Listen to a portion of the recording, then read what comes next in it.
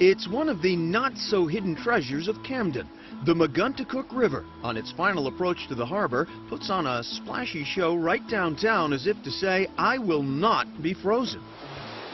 The waterfall is on view behind a Camden store called Once a Tree, where much of the merchandise is crafted from wood. The specialty here, pieces made in the pine tree state. Owner Bernice Berger has been in business for more than 30 years. We've always been about wood.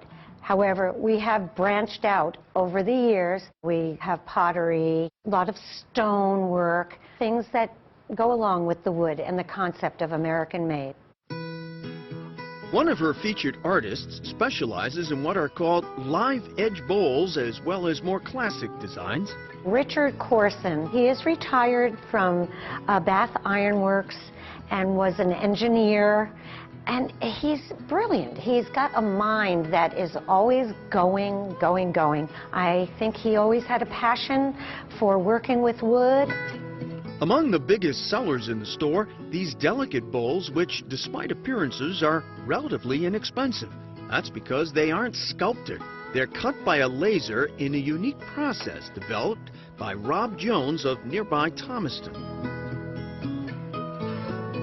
It's a complex kind of mathematical formula to get the progression of rings, and then once I have that pattern established, it's a matter of sending it to the laser and having it cut it out. Jones dropped his day job as an electrician recently and now works exclusively with wood, something he clearly does well. Boot made completely out of wood. Even the zipper. Even the zipper tag, yeah. It looks incredibly lifelike. Ripples in the leather. His true passion? Making completely functional replicas of brass instruments out of wood. His first project was a French horn. How difficult is it to get the curvatures working with this? I used solid 3/4 inch wood and I cut out the pieces, and then what I did was I cut the wood in half this way, laid it open and carved the inside of both sides out and then glued it back together. See, that's genius.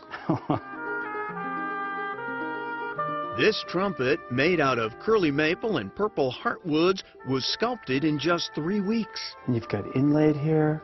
I've got inlays, I've got rope carvings. Spit valve. Wooden springs on the valves.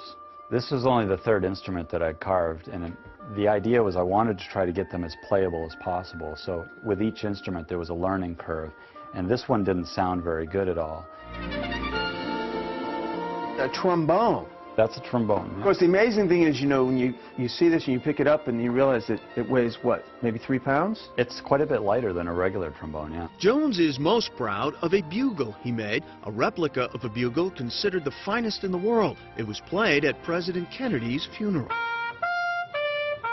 One of the nation's foremost military buglers, Jari Villanueva, commissioned the replica. When it was done, he performed a wooden version of taps.